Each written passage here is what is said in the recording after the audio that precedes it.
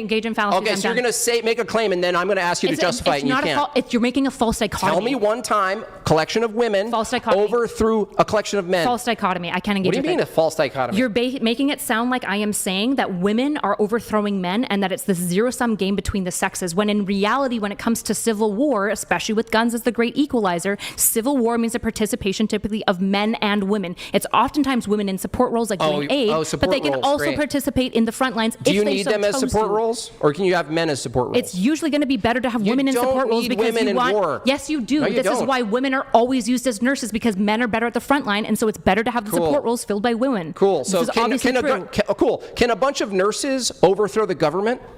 Yeah, if they all collectivized, sure, theoretically. Of course they could. Of course a bunch of nurses could. A bunch of nurses can collectivize and take over a bunch of military expert men. You heard it here. This abased Christian Jimbob right here completely destroys this annoying feminist, NotSoErudite, in a debate on feminism.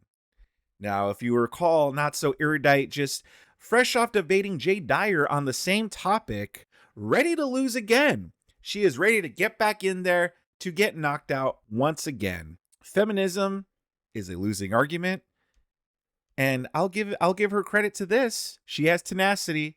She's willing to keep on trying. Will she have better luck this time on convincing us that actually feminism is a good thing? Or does Jimbob wreck her entire worldview? Let's see how this debate goes down. Okay, so you said empowerment and femininity. So let's do empowerment first. Could you define empowerment from your perspective? Yeah, so for me, empowerment of women would be like removing obstacles for opportunity. Okay. Mm-hmm. So from your feminist view of empowerment plus femininity, would you say it's empowering for women to stay home and be mothers? It can be if that's what they choose, yeah.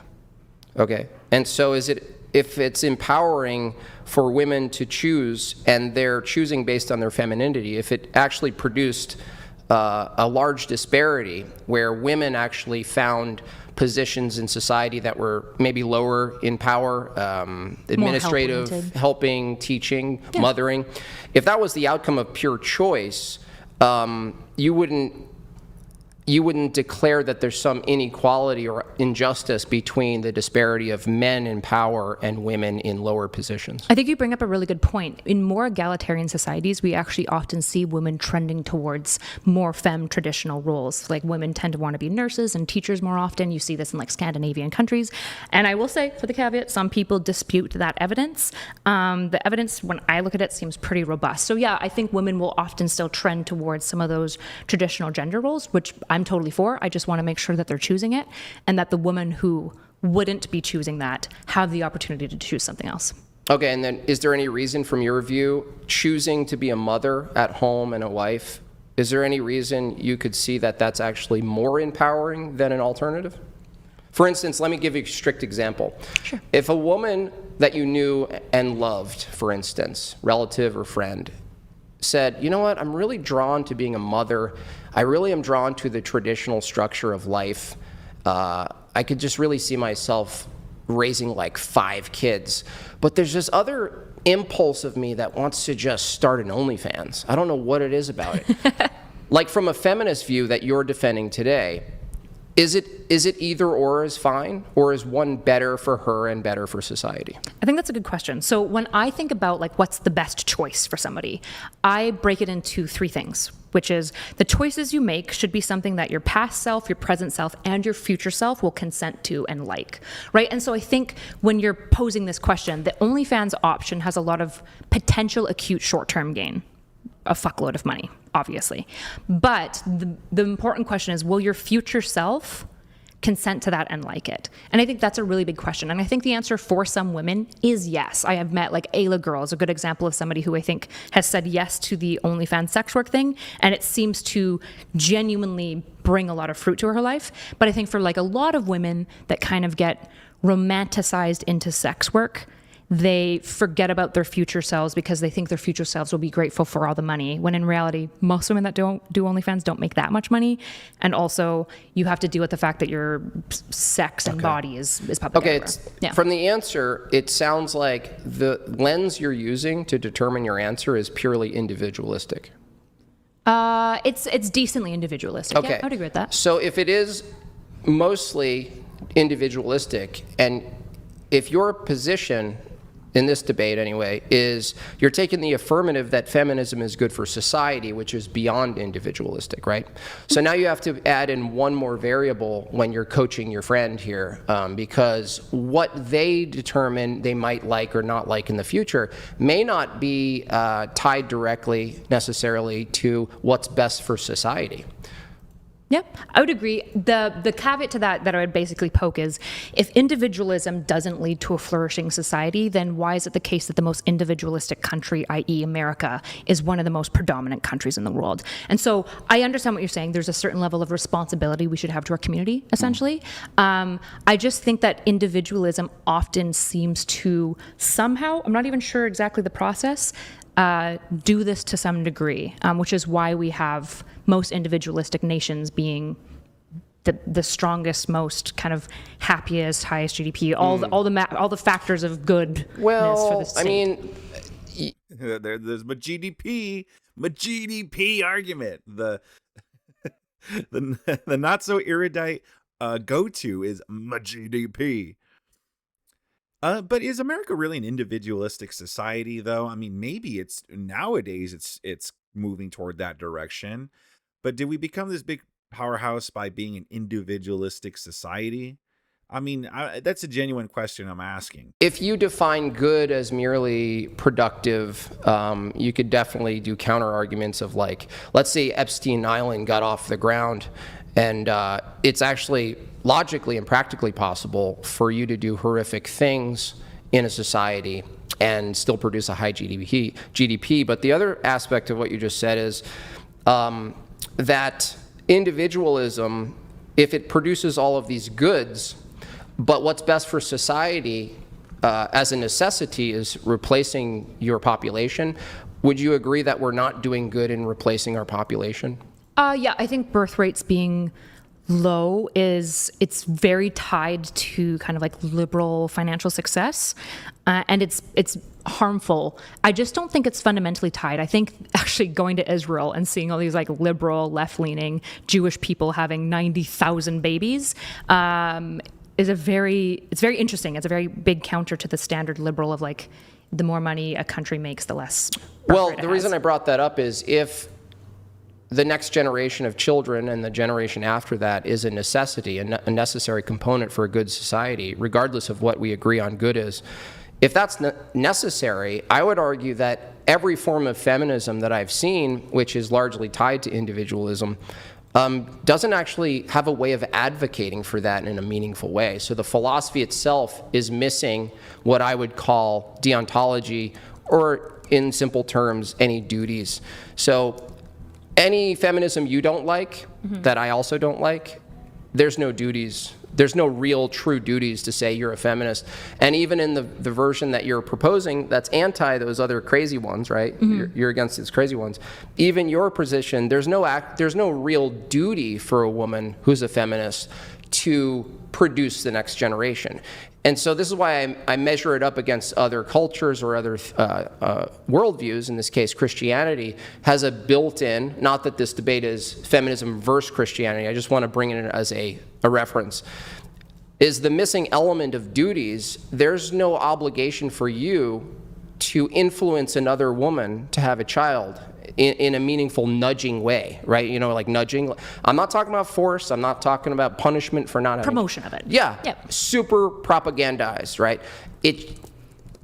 You would agree that feminism largely from the start until now is not only, I wouldn't say indifferent to family, but actually advocates against it. The one you're arguing for, as I understand it, you're like, no, I've met a lot of feminists who want to have kids. They're not this antinatalist like group, but you'd have to concede that the most part, the propaganda that we see, the dominant narrative is basically anti-family, anti-children, pro-boss babe, go get it, girl, sell your body, girl, if you got it, flaunt it, this kind of thing, right? And the reason I bring this up is that kind of narrative, that kind of worldview is purely self-centered and doesn't actually produce what's necessary for a thriving society. So even if I granted you, I don't concede to your metrics of what's good, but even if I granted you the whole thing, right? Oh, well-being, happiness, this, everything you could add, right? Money, housing, whatever you want to add in there. It's all fairly meaningless if there's not a component that values reproducing society itself as a virtue, even. So feminism itself has no virtues. I wouldn't say feminism has no virtues. It definitely has virtues. I think there's a valid critique, which is saying feminism doesn't celebrate motherhood enough. I agree with that. I think it's complicated when you look at antinatalism, because antinatalism isn't a purely feminist thing. There's a number of different philosophies and worldviews that are anti-natalist, right? Communism would be another example of one that tends to be often be very anti-natalist. And I think anti-natalism is death culty behavior. I think it's very harmful. Can I interrupt you? I want to ask you, why do you think it is that feminism, I agree there's anti-natalists that maybe aren't feminist, but why do you think it is that most feminists and the history of feminism is largely inextricably tied to an anti-natalist sentiment? That's a really good question. So this might be where we first differ pretty significantly. I think a large reason for why feminism has been so anti-natalist is because the family and the duty of motherhood has been weaponized historically as a chain to enforce women stay home, not be able to work, and not be able to basically Can I stop you there? Autonomy. Sure. Before and during the suffragette movement, do you know that primarily the women who were being challenged to maybe grab their vote, they opposed it willfully, happily, and they weren't under the impression that they were chained to their husband's lazy boy, right? They took a position that not only one, they didn't want the guarantor position of, let's say, credit. They didn't want to be able to be also drafted and put into dangerous situations. They also had a nice, hearty moral lens that they all shared. They were sort of like the moral barometers of the time. And so they were actually, I would argue that pre-feminism, especially during that time frame where let's face it, the really ugly women who couldn't find husbands were like, we need power, right? They have power. These other women are getting married. All of the married women that you say are chained to their husbands, right? They came out and said, we don't want the vote. The suffragette movement actually tried to physically stop them from showing up to vote against their own vote.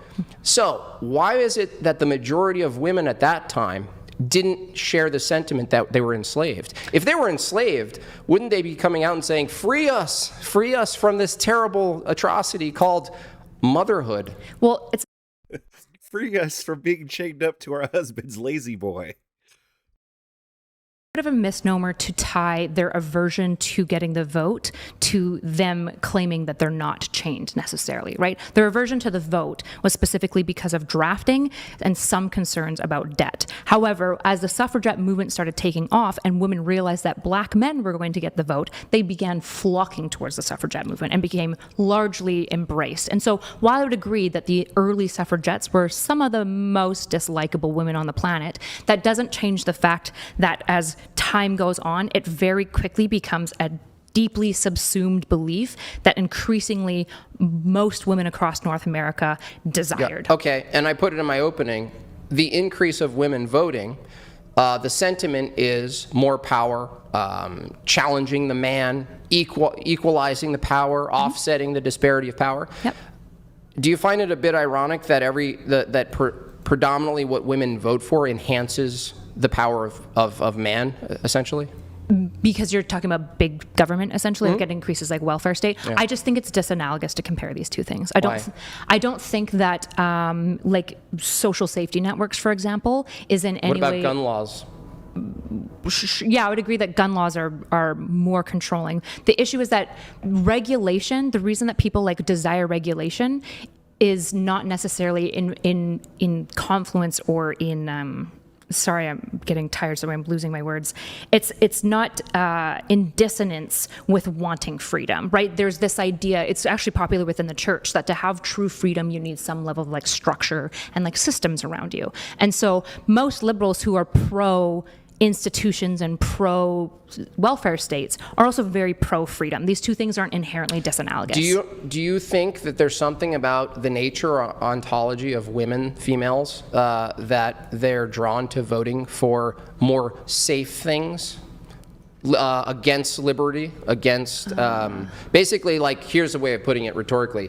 When women vote, largely, they're voting for basically a daycare center. They're like, they want society, because it's their nature, to basically look like a safe room where no one gets hurt, because they see the world as kind of their children. And that's actually a good trait. It's just that it's misdirected. This is why the question of the nature of men and women, which we'll get into gender roles in society, that the nature of men and women actually directs and informs where they end up in the world, in society. And so I think the feminist movement is some type of reaction that tries to compensate for some perception of like inequality, but then overcompensates and throws women into situations where they wouldn't end up if the choice was there anyway, for the most part. Yeah, but part of the key element is the choice, right? Like, choice and free will and ability to self-determine is like one of the most fundamental things to our faith as well, is this idea of free will and salvation. Can a blind person use their free will to get the pilot job?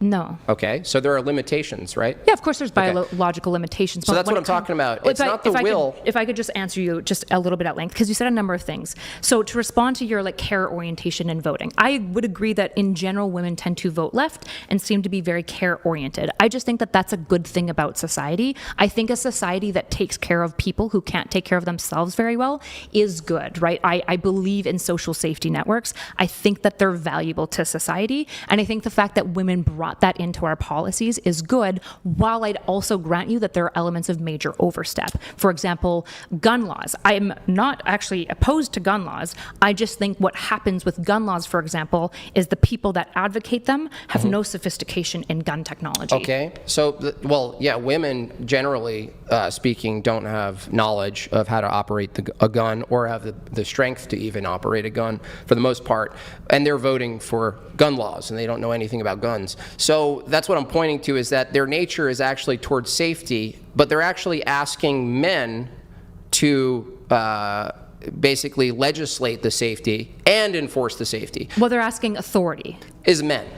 Well, if feminism is a thing, right, that you're arguing for, definitionally, like I asked you before the debate, is there a correction going on? So if feminism exists, it starts with the assumption that there's some sort of inequality, something that needs to be corrected, or even lightly that there's a disparity of power in the balance, right? A balance of power. Can I ask you a question? Yeah. Let's go back. In the 1920s, could women own land? I don't think so. Could they go to school of their own free choice? I'm not sure about that one. I know that some of them could work. There's a myth that they couldn't work. I'm not sure what year.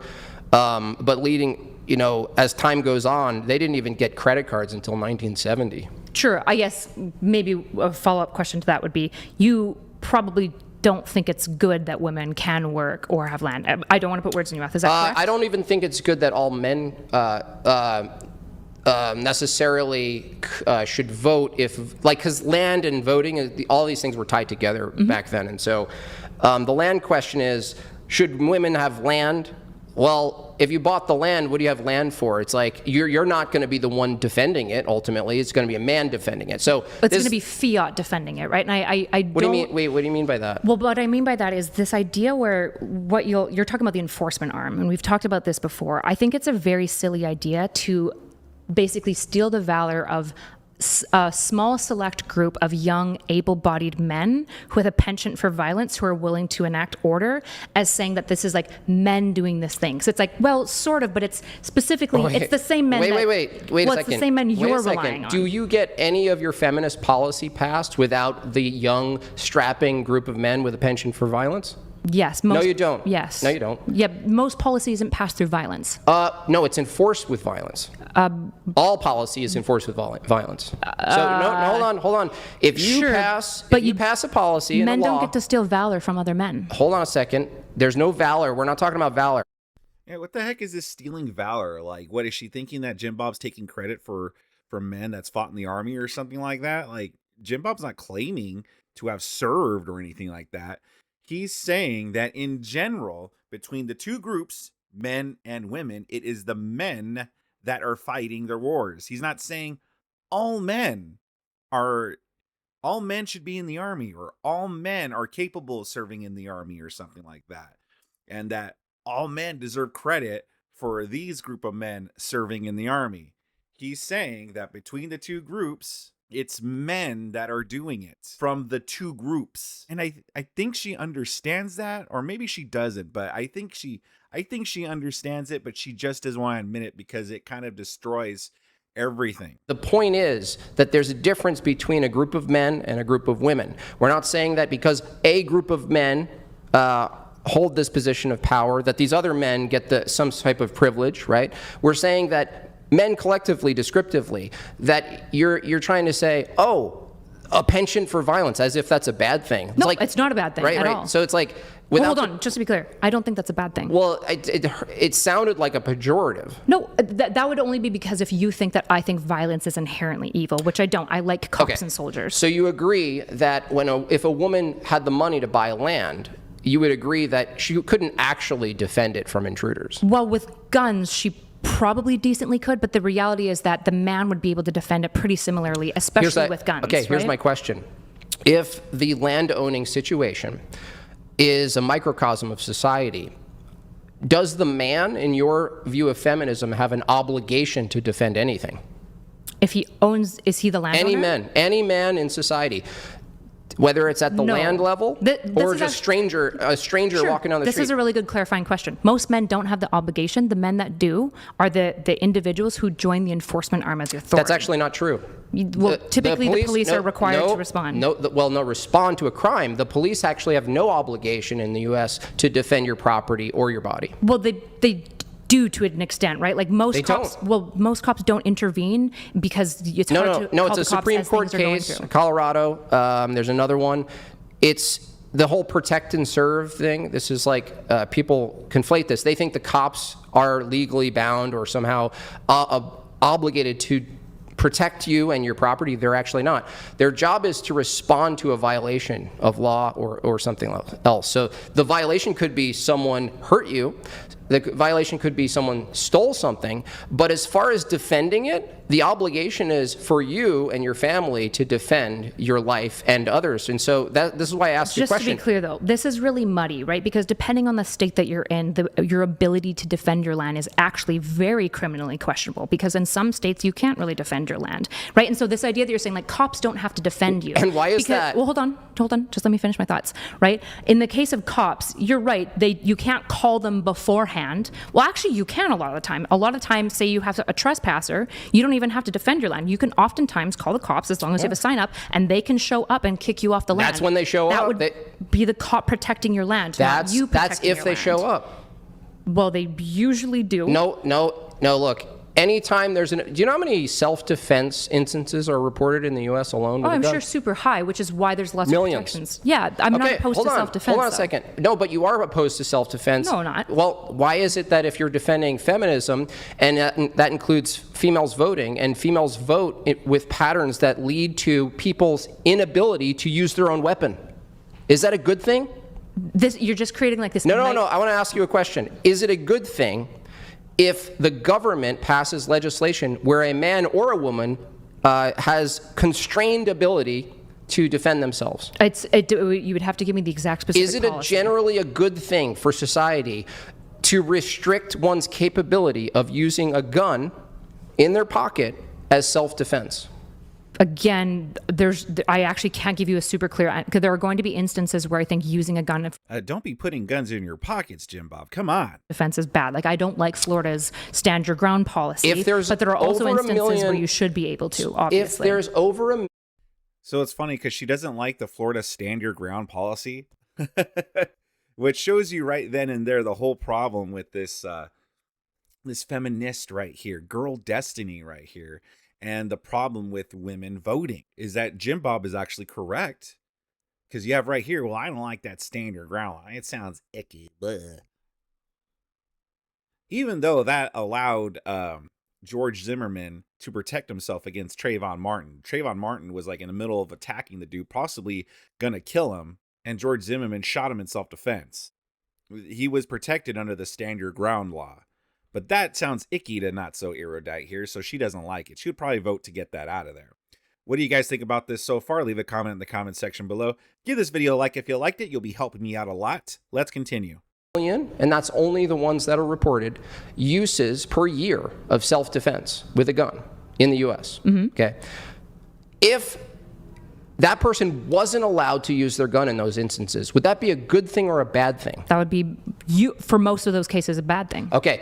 If women voting results progressively in those instances not being able to occur because of restrictive gun laws, is that a good thing or a bad thing? This is just too reductive to say. It's not. It's not reductive because the stats show it. Women vote in favor, tilted highly to higher constraint of liberty, and especially regarding guns. They're like, ick, guns, scary. Yeah, but so do like black men at a higher level and black women, and older generations, especially this last election, also tend to like vote in this direction. So when you're like reducing these voting things, which are very multifaceted and complicated. Hold on, if you could just let me finish my thoughts. No, the disparity with men and men is not the same as women, though. If you don't mind, just let me finish my thoughts. What you're doing, though, is you're taking these extremely complicated, multifaceted policy things, and you're reducing it down to man versus women, when that's not really the lens by which you should be analyzing things like self-defense law. Why not? Because it's not helpful in any way. Why are you saying it's multifaceted if I can demonstrate statistically that women collectively vote toward gun legislation and other things that restrict your ability to defend yourself, and men, even if you found men that didn't, the disparity between men and women is astounding as far as those laws. Sure, but that would then be presupposing that the women voting that way are specifically because they want to reduce your self-defense things. Where no, it's their nature. I'm not blaming them for nature to reduce self-defense. No. Their nature is to vote and act in defense, in nurturing, in protection kind of thing. Sure, but most women would actually probably be like, most feminists, for example, I think the gun is like the greatest feminist equalizer ever, right? A lot of feminists are very pro self-defense for pretty obvious reasons. Yeah, but that doesn't deal with the fact that when women vote, even if I granted you those awesome women, they're not voting for self. Girl Destiny here, like, already admitted, well, I don't really like the stand your ground law in Florida. So I'm pretty sure they put it to a vote. Hey, would you like to get rid of the stand your ground law in Florida? I'm pretty sure NotSoErudite would vote, yeah, get rid of it. So she's full of shit because she's saying like, well, no, obviously, feminists love the firearms, blah, blah, blah. And she's not understanding, no. But to you, if something just sounds icky, or because there might be some cases where the law might have been a flaw, you're going to vote to get rid of it. For instance, it's in women's nature to be protective of, like, let's say if they hear that there's a lot of school shootings going on, well, to protect the children, to protect the kids, maybe it's good if we get some stricter gun control laws, because think of the children. But in turn, that has big negative side effects where now it's harder to defend yourself in your own home. It could be harder to defend yourself in public or in your own home. And that's what Jimbo's trying to say. They're typically going to be voting for things like abortion policy and like welfare why is it that they vote in favor of policies that restrict your ability for self-defense then? They don't vote in favor of policies that restrict your self-defense. They typically vote for Democrat politicians who embody their values more at a broad caretaking level. Okay, so got it. So women vote not based on particular things that they look into, but a general feeling of the person who's talking embodies their value. That's even a worse argument for I don't know why you're females. strawmanning me like that. What is it they're discerning from what's an embodiment? Well, when you look at a politician and you're deciding to vote for them, most people are like 1 to 3 main things that they vote for. It's usually for women, some level of women's rights, economy, and housing crisis, especially in the last election, right? And so when they're looking at a politician that they're deciding on, those are typically the top 3 things that they're deciding to vote for. They're not like going down the line and being like, man, does this person let me do self-defense or not? In fact, a lot of women will rail against Democrats when they try to I know, but this is really bizarre because the narrative from women is that men are dangerous and they, you got to watch out for men. And I agree, men are dangerous. You should watch out for men. But the thing is, it's bizarre to have a narrative that primarily is women need to be protected, men are dangerous, we got to look at this assault stuff, people are essayed all the time, and then to prioritize voting based on what? Like, if the outcome of voting is that not only you as a woman can't legally use a gun, but also men can't use a gun to even protect you properly, what are they prioritizing above that? Things like housing crisis and economy. That's what women voted for a lot more this. I thought feminism sorted that out. What? When has feminism had much you're always sophisticated economic policy? Your argument for feminism being good is based on the economy. Yeah, but that's not the same thing as women voting for using feminism as an economic analysis. Okay, let's do it this way. What do you think, from your view of feminism, is the most important issue given that you have a vote? The single most, like the top of the top. Sorry, can you say that again? What's the most important thing from your feminist view? Not the way. Feminism is not the main thing that makes me vote. It's usually economic policy and foreign policy. I vote for foreign policy mostly. Foreign policy? Yeah, I care a lot about foreign policy. Okay. Yeah. So, like sovereignty. I care a lot about sovereignty. Okay, so if there was something to vote for feminists, you're going to say vote based on foreign policy. I would be for most women, I would say probably feminism shouldn't be your number one priority. I think like the housing crisis and the wealth disparity is a much bigger issue than like cultural patriarchy. And I think you've got like you're being a gender opportunist. You're fixating on the wrong thing. I think feminists voting for like purely feminist stuff isn't even that common. Again, most women this election voted for housing, economy, and then after that was abortion rights. Okay, so I guess I'm going to ask you, is there a correct feminist view? No. Feminism is like a constant moving concept that's developing through conversation, like most philosophical concepts. So if there's no correct concept for feminism, that means that there's no correct application for feminism. When you say correct, I guess I'm answering it, and like there isn't a perfectly fixed idea of what feminism is, because feminism is fundamentally a dialogue, like most philosophies, right? Okay, but dialogues don't make societies run. So like I obviously think my version of feminism is the best version of feminism.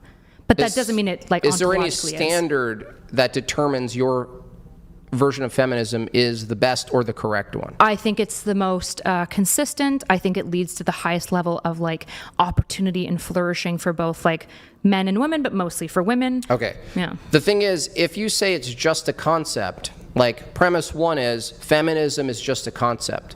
Premise 2, it's a dialogue. Like, the follow of those two, right, if it's just a concept and just a dialogue, then when we ask what the application is, that means like, let's like use an analogy. I design a car that's just a concept in the computer. And then I go, okay, it's a concept, but it can be turned into reality. And so what I'm asking you is, what is your concept of feminism, and how is it accurately or appropriately applied to society? Because if it's just a concept, just concepts, do we agree concepts themselves don't make reality function, right? Yeah, I totally disagree with that. I think like social normative concepts are like the backbone by which zeitgeists emerge. Like I think the way that we view the world is rooted in concepts. Does a concept act on matter? Through people, sort of, yeah. Like, it depends on what you mean by act on matter, right? Like me sitting here talking about feminism, am I acting on matter? Okay, look, are you a concept or are you a material body? I'm a person. Okay, are you a material body? Yes. Okay, so do concepts knock over cups? Are you familiar with Plato? I'm just asking you a question. Does a concept knock over a cup? It depends on what you mean by sort of. No, my hand does, but like the idea. Can you knock over a cup with a concept? No, it's immaterial. Gotcha. So if concept's immaterial, concepts being that they can't knock over a cup, a concept can't actually build society.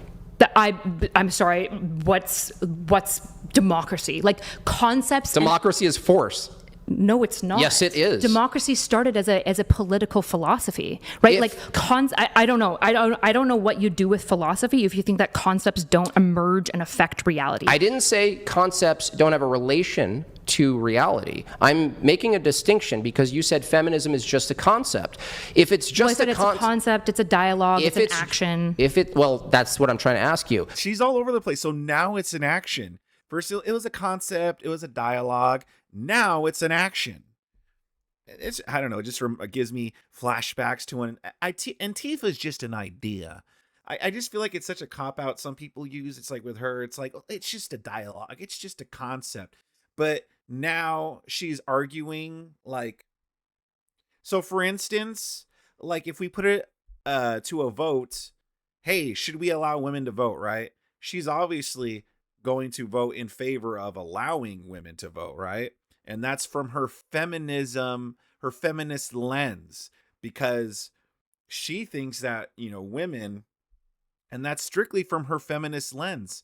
So no, it's not just a dialogue. It's not just a concept. And now she's finally admitting, well, it's an action.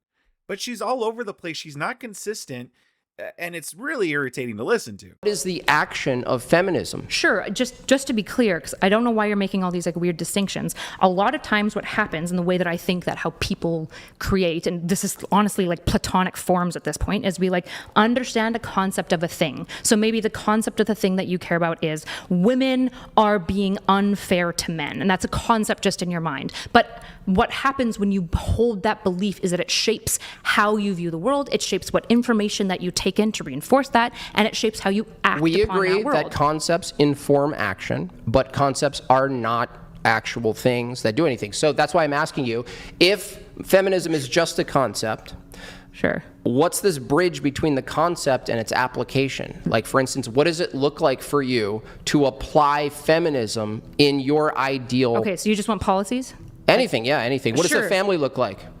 Probably in North America, by and large, nuclear seems to be the best structure. I would prefer more intergenerational than what we have. I think intergenerational homes tend to be better. But I would also be open to like more commune-style living, Okay, like so village families. A family unit. Are you saying a mother? Is it best for a mother, a father? By and large, or at least two parents that like occupy those types of roles. Okay, so basically a traditional looking, reflective of a traditional family. So that's good for society. By and large, yeah. And you're saying from your view that's feminist. I wouldn't say that that's feminist. I would just say that that's like what's good for society. Okay, but if... Not everything has to be feminism, right? Okay, so if that's good for society, is that counter-feminism? Can I actually ask you a question just to see if you understand me?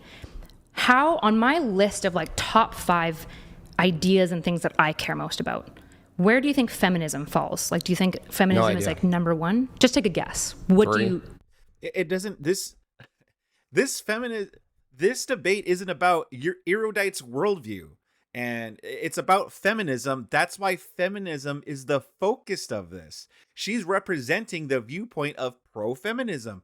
That's why he is asking her questions about feminism. Okay, it doesn't matter if it's ranked number 10 on her list of priorities. Well, if it's list number 10, like if it's not important to her, then why is she having this debate? 3?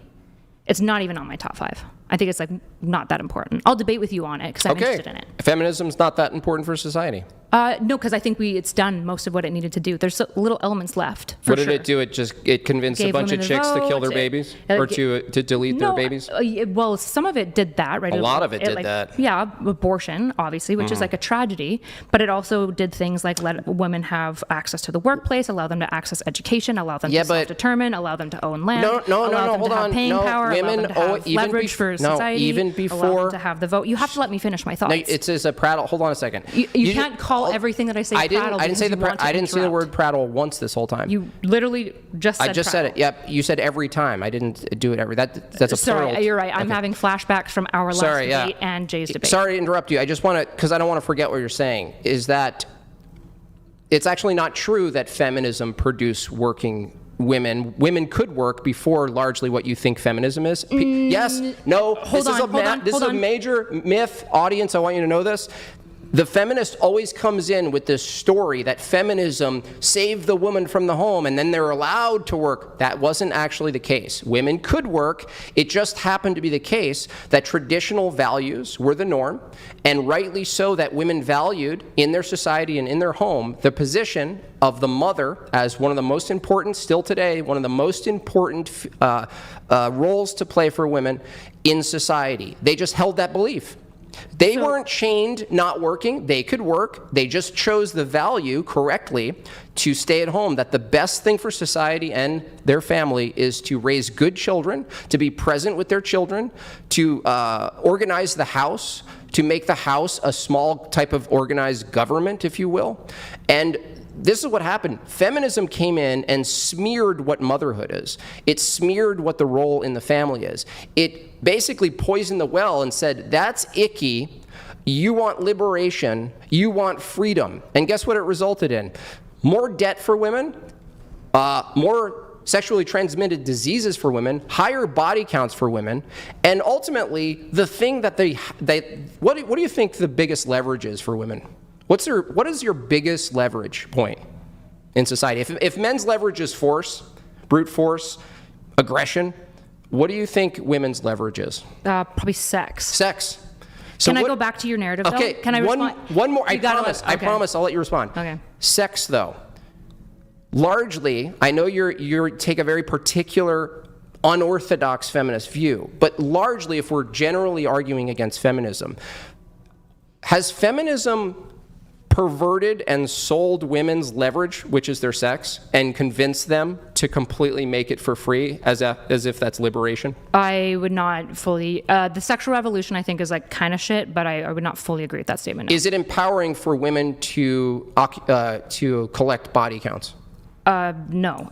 Can I go back to actually responding to your entire thing? Sure. No, I don't think this idea of like collecting body counts is good. The issue is that like most women don't think collecting body counts is good. I think it's a very niche. Yes, you deal with a lot of OnlyFans models, but that's obviously not the average woman. You are dealing with a high selection bias. So just to go back to like this narrativizing that you did. So women work. We said women were able to work. They just chose to be in the home. Well, actually, women always worked. They just did farm labor and also domestic. The main thing is that they never received any ability to convert that work into anything leverageable within society, like money or ownership. Why would that happen? Because being able to have money and able to like liberate some level of autonomy is like one of the foundations to be able to make a choice. For example, if a woman is in an abusive relationship with a husband who is harming her and her children, back in the 1910s, when her farm labor would never translate to any goods and to anything that she can claim as her own, she can never leave that situation. Stay there.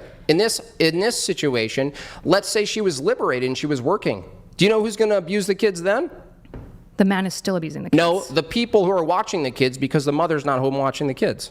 So it's like you set up this hypothetical where if the woman could work, then she can set up this like sort of like escape dowry, right? You're missing my point. But hold on. The thing is, if the woman's out in the workforce, she's not at home getting abused. Jim, you have to engage with my points, right? You have to engage with what I'm saying. That's literally what you said. That's not what I said. And if you keep erecting straw mans of me, then we can't talk. What did you say then? What I said is that what happens when back in the 1910s era is that they were working. Women have always been working through all of history just as hard as men, just doing more domestic, agrarian style jobs. The main thing. Just as hard as men? A lot of times they're working all day, taking care of the children, and then also like milking the animals, helping plow, doing like just as hard as men? Yeah, I would just say it's different work. Okay. Like men are in the mines, but that doesn't mean just as hard though. It's more like physically destructive on the body, but like in converse, women just as risky. I didn't say just as risky. I'm just asking. No, it's not just as risky. Okay. Yeah. I I don't know why you keep doing these. Well, I'm talking about like, well, what's the risk and reward? But I'm asking you to just engage with me. Let's just talk to me. Talk to me about my ideas. I understand. I'm trying to... Just... Jeez. Just talk to me about my ideas. I mean, he is. But it's hard to find out where her ideas are. Because on one hand, she's over here, and then she's over here. You know, at first she's like, well, feminism is important for this. And then she's like, feminism is even in my top 5 priorities in voting and these things. Like, he is engaging you with the ideas. It's just that he proves you wrong on all of these things, and you have no arguments for it. You know, you made a claim saying that women work just as hard as the men back then, and Jimbob rightfully was like, just as hard, really? Are you sure about that? And yeah, I mean, are you sure about that? Saying back in the day, women are working on the land and sweating and taking care of the kids and cooking and all these things. But what's the problem with it? Wait, yeah, well, what is the problem with it? Well, I said that. Do you not remember? You said the problem is in the instance where they're beaten, no. they what? What's the alternative? I don't understand. Okay, so the beaten was an example of why it's really important to have something like purchasing power. It's really important to have some level of ownership of like goods so that you can like exchange and move and like autonomize within the world. Like the exchange of goods and basic economics is like one of the most fundamental things that bring like peace and freedom globally. It's very, very important to be able to own goods, to be able to exchange those goods for other goods, and to have some level of choice as a result of that. I understand. And women would work and be barred access to ownership of these things. That sounds like you're arguing for a norm based on an exception. Nope. Yeah, you are. If you're assuming that there's enough women in that scenario who are going to be in a situation that justifies that they have some sort of escape plan. Your entire foundational argument is this. Women should have purchasing power and be able to have money to do things in the event they have to leave their husband or their family, whereas you're basically presenting one scenario and making a rule based on one potential scenario where a woman needs an escape route. Well, it's a decently common scenario. Yeah, that's exactly what, I said too. And the thing is that that's how they get these like things in there. That's how like these people wiggle these things in there. They sneak them in there, is that they hide behind the one exception scenario, or not even, I'm not saying it only happens once, but the rare scenario, they hide behind it in order to smuggle. And therefore that's why we should just make it a big rule. That's like saying, oh, I think we should just legalize killing people. Just make it all legal. You could kill whomever you want for whatever reason, because there might be some instances where I might have to use self-defense. So because there might be some instances where I might have to kill someone in self-defense, therefore we should just make all killing legal. Like, no one would argue for that. That doesn't make any sense. So how come we do that in these scenarios where, well, we need no-fault divorce, or we need all women to get jobs now, or most women to get jobs? We need to do that because there's going to be some occasions where women are in bad situations in their marriage. Reasons why it's important for women to have rights. Another one, if we connect it to the vote, one of the reasons why it's so important to give the society the ability to vote is because it transfers your autonomy and authority to an elected individual, and that individual makes choices ideally on your behest. Yeah, but as a woman, until you have the right to vote, you don't have any ability to have a say in what policy societies have Guess over what? You don't have a say. Historically, you don't have a say. Of course you do. No, you don't. Unless you just don't believe in democracy. I will tell you right now why you don't have a say. Can you let me? I'll tell you why. Hold on. Jim, you don't let me finish. No, you said thoughts. a lot there. One at a time. No, okay. one at a time. Jim, you interrupted me as I Let's was say talking. 40 words per 40 words, okay? Okay, let's do one, because then I'll forget what you said, and then I won't be able to respond to you.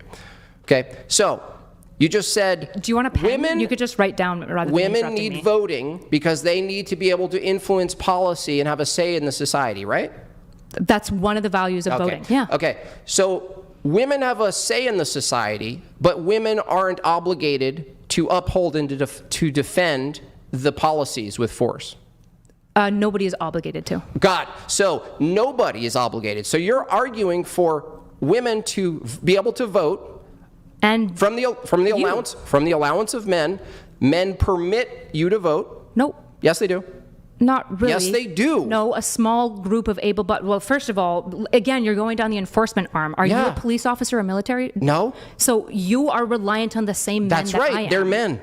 That doesn't matter. They're Yes, not a it does class. matter. You don't get to steal the They're valor not of them. women. You don't get to turn to women as a man who's not in any of these enforcement arms. How am I I'm the taking one valor? giving you the rights. How That's not true. How am I taking valor? Because what you're doing is you're looking at policemen and soldiers who are doing a duty to their nation by protecting people's rights. Well, no, you said it's not a duty. Well, once they sign You up, contradicted yourself. it's not a contradiction. Look. Hold on, do not interrupt me this time. When men or women join the police force, they take a whole bunch of promises and solidarities. Right. Just like when a doctor joins the doctor force, Cool. they have to take a whole bunch, like the Hippocratic, oath. And so the idea of duty, yes, once you enroll in a job voluntarily and agree to both the responsibilities and the Okay. benefits and the power and the wage that is conferred by that, now you have duties. Police officers have a duty What's to your enforce duty? the law. What? When you vote, what's your duty? After you vote. to be an informed voter. As a citizen. Okay, cool. So Hak Tua, who's not an informed voter, could vote because she's a woman, right? Yep. Okay. You just said she has a duty to be an informed voter. Yeah, but that doesn't mean that like you would take away. Hold her on. right. If is there any consequence to not fulfilling your duty in your worldview? Like not being an informed citizen. Yeah, Hak Tua votes. Yeah, you get a situation where the politicians increasingly don't represent you, and then you bitch and whine about how bad the politicians Okay. are, but they're bad because you're never actually voting for who you want. Okay. Yeah. Look, would you agree that the act of voting for men collectively, the act of voting is an agreement that they're not going to rebel? No. You don't agree with that? Just for men?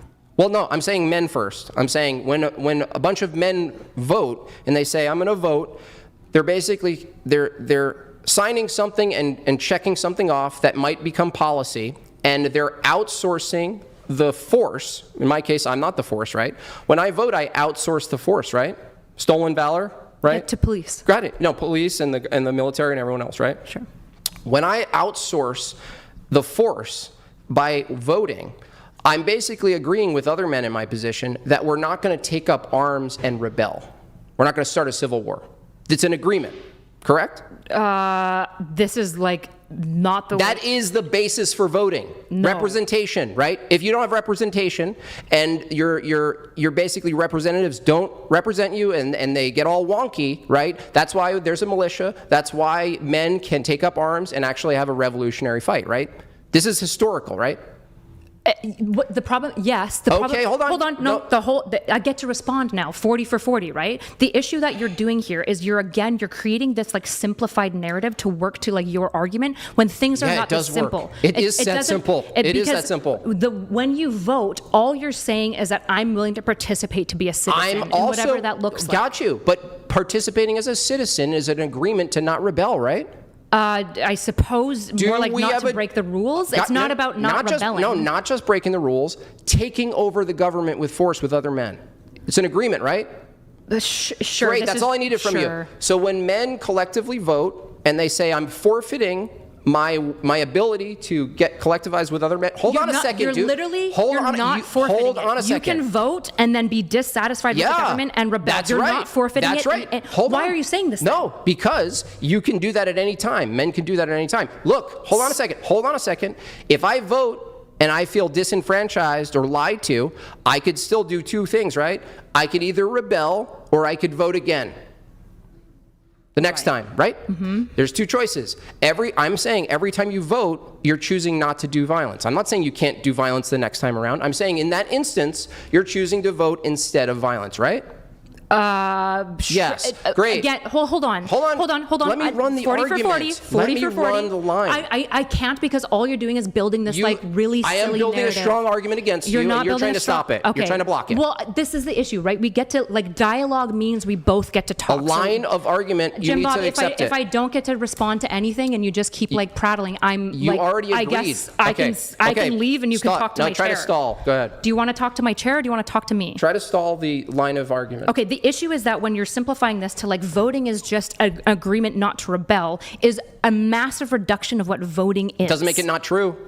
What it actually does is it bakes a half truth into something to build. What's the true part? The true part is that to some degree you're conferring your authority as an individual to the broader society. Yeah, that's right. But the issue is that it's not like every single time you're saying I'm not doing violence. No, every time you vote, whether you know it or not, you're making an agreement that you're not going to rebel, and you're actually trusting that the government with its force and its processes and its legislative branch and all of that, is going to do its thing in favor of your vote. When it doesn't, you either vote again or you throw a fit, and sometimes that starts a war, right? That happens in history. The reason I'm asking you to accept this premise is because if it's the case, even from a reduced view, that men, when they vote, forfeit their collective potential to overthrow the government or even try, I'm asking you, what do women forfeit when they vote? The same thing. No, they don't. Yes, they do. Women Yes, can't they do. overthrow a government. Of course they can. No, they can't. Tell me one time a collection of women overthrew a collection of men. Ever. That is not. Ever. Hold on. You're making a false dichotomy. You're making a false dichotomy. No, you said it. If you're going to engage in fallacies, okay, so you're going to make a claim, and then I'm going to ask you to justify it, and you can't. You're making a false dichotomy. Tell me one time collection of women overthrew a collection of men. False dichotomy. I can't engage with it. What do you mean a false dichotomy? You're making it sound like I am saying that women are overthrowing men and that it's this zero-sum game between the sexes, when in reality, when it comes to civil war, especially with guns as the great equalizer, civil war means a participation typically of men and women. It's oftentimes women in support roles like doing aid, but they can also participate in the front lines. Do you need them as support roles, or can you have men as support roles? It's usually going to be better to have women in support roles because you want. War. Yes, you do. This is why women are always used as nurses, because men are better at the front line, and so it's better to have the support roles filled by women. Cool. So can a bunch of nurses overthrow the government? Yeah, if they all collectivized, sure, theoretically. Of course they could. Of course a bunch of nurses could. A bunch of nurses can collectivize and take over a bunch of military expert men. You heard it here. That's how delusional feminism is. Again, false dichotomy. This is not what I said. Can a collection of women... Can a collection of people overthrow the government? No, women. Yes. Can a collection of pure women who are nurses overthrow a collection of men? Again, are we doing a zero-sum game where you're saying that all of the men... Can you answer the question? It's Can 100 women who are nurses overthrow 100 men who are not nurses? This is like 100 men versus gorilla at this point. No, in a bear fist fight to fist fight, women are weaker than men. Great. This is retarded, Jimbob. So if because this isn't how the world works. Yes, it is. When It's it comes exactly to how the civil world. war, No, it's exactly how it works. Every major historical event is always a combination of effort from everyone. It's not equal. I'm sorry. The reality is that everyone is participating when it comes to civil war. Oh, really? Yes, is that why men are drafted? Yes. No, because if the man... Are women drafted? What the fuck are you talking about? Nobody is drafted anymore.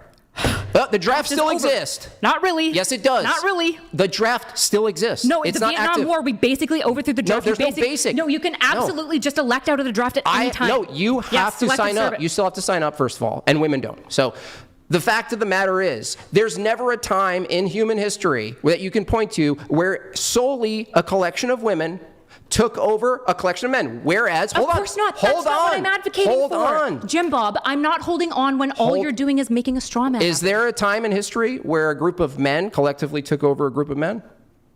Yeah. Cool. What's the symmetry breaker between the two? This is a non-point. What is the symmetry breaker? You're acting like gender is this zero-sum game, and it's just not. This isn't how history has worked. Yes, ever. it is. No. All of history is based on force. All of it. All of it. Do you think that when the military men go off, that women just have no role in any of their morale? Nobody said for 500, Alex. Wow, that's amazing. Okay. No, I didn't say that. I'm asking you, this is why I asked you, if men collectively, being that men can collectively take over other men, because it's happened in the past and it'll happen in the future, when we vote, we forfeit. We're basically agreeing. We're not going to collectivize and take up our AR-15s and take the government, or try to even, right, cause a ruckus. If that's a trade-off that men have, I'm asking you, what are women forfeiting? You say the same thing. No, it's not the same thing, because women can't collectively do the same thing. So what is your leverage? The issue is, again, you're making this a zero-sum game where you're acting like men and women are these separate classes that are working independent. They are, unless you're a feminist like me, they can't. When men and women are separate classes, I can demonstrate it right now. They're separate classes. Would you agree that this city we're in is largely dependent on men doing all of the service needs and all the brute strength work, sewage, plumbing, fixing roads? What makes this society actually function, would you largely agree that it's mostly men? No. No? Okay, cool. If you want to say, well, hold on, Jimbob. When you said, do you think it's men that make society function? And I would say, of course not. Of course, this is why this gender zero-sum game is so toxic. The reality, yes, because is that another concept that has no basis in reality? It's the same shit that feminists who are being gender opportunists are doing, which is where they're trying to act like if reality men is toxic. Are doing. Good one.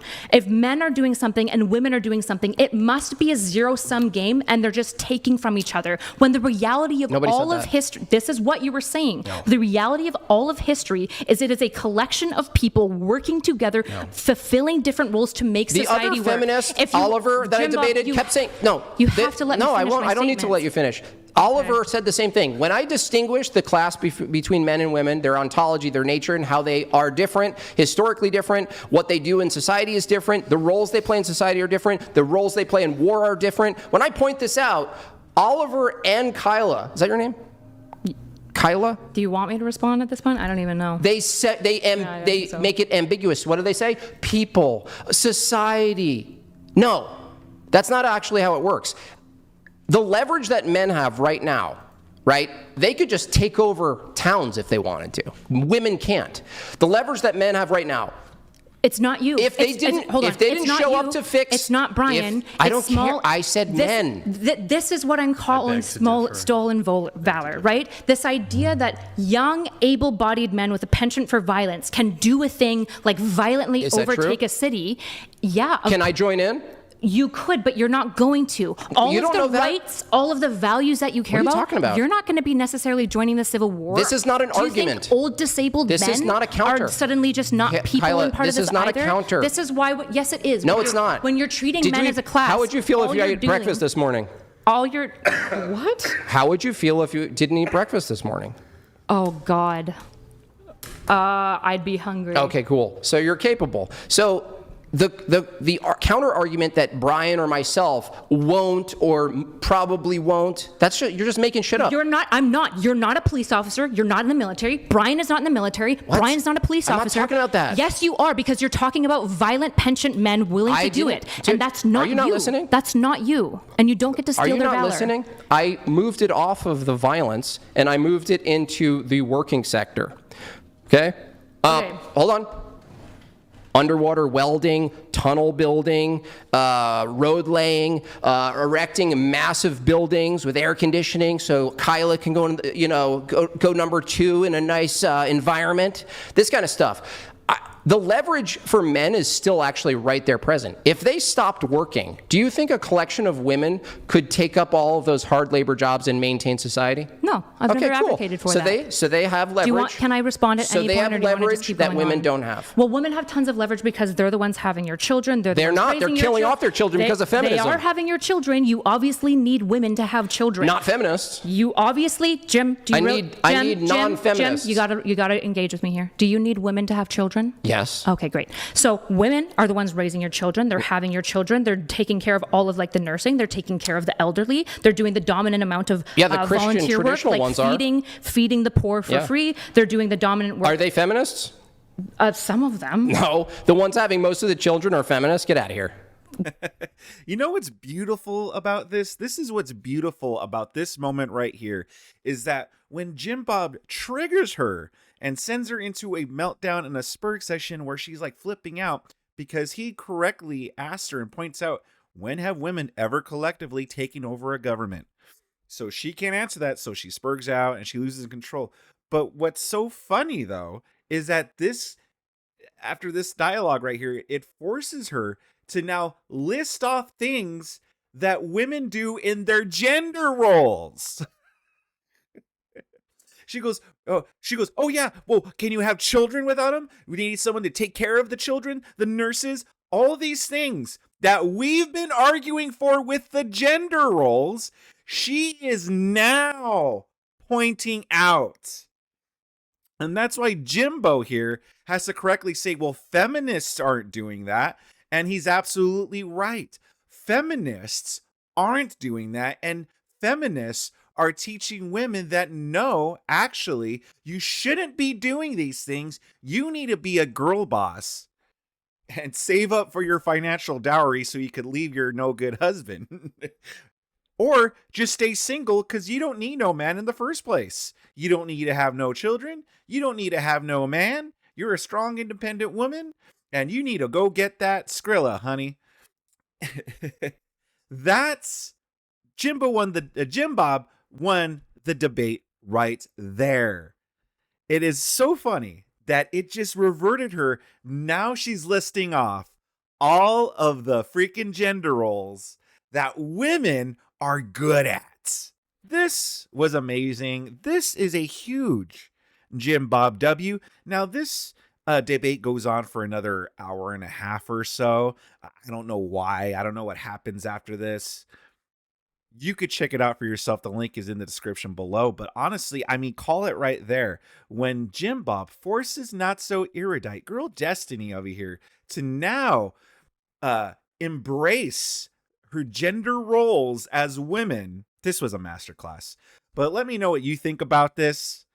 Leave a comment in the comment section below. Give this video a like. And if you really liked it, please consider subscribing to my channel. I got more Jimbob stuff. I got more whatever podcast stuff. I got more debate stuff. Channel full of stuff like this that I think you'll enjoy.